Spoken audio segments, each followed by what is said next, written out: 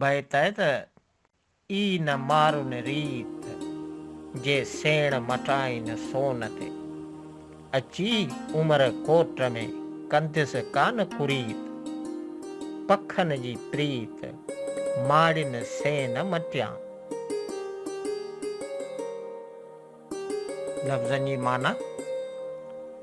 ई माना इहा, मारुन यानी मारू माण्हुन,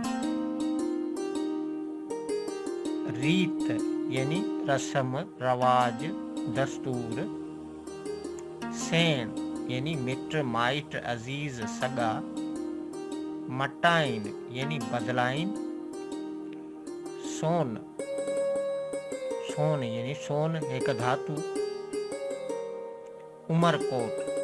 माना उमर जे कोट में, उमर जे किले में, कुरीत ये रीत जो ज़िद है माना रीत भंजण टोड़ण दस्तूर तां फिरी वञण,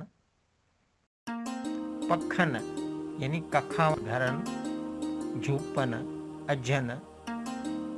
प्रीत माना प्यार मोहब्बत कुर्ब, माड़िन यानी बंगलन घरन रहण जी जगह, माड़ी उन रैशगाह खे चइबो आहे जंहिंमें सीढ़ियूं ठहियल हुजनि, चाढ़ियूं ऐं ॾाकणूं ठहियल हुजनि, मटिया यानी बदलाया, बैत जो मतिलबु ऐं सम्झाणी। भिट जो घोट हिन बैत में मारवी खां चवाए थो त असां मारूड़नि जो इहो दस्तूर ई न आहे जो असीं पंहिंजी रीत रस्म रवाज खे टोड़े भञी उनतां हथ खणी मुंहुं मोड़े ऐं फिरी वञूं ऐं सोन मीन ऐं ज़ेवरनि जी चमक धमक ॾिसी उनते पंहिंजा अज़ीज़ मिट माइट सगा ऐं सेण विसाए छॾियूं। आऊं हिन उमर कोट में अची करे उहे रीतूं रस्मूं हरगिज़ भॼंदुसि। झांगियड़नि जे झूपनि चौरनि कखनि कखावनि घरनि ऐं पखनि सां जा प्रीत ऐं कुर्ब अथमि,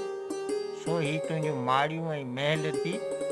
पंहिंजनि माइटाणनि कखनि ऐं अजंदा हथ कोन खणंदुसि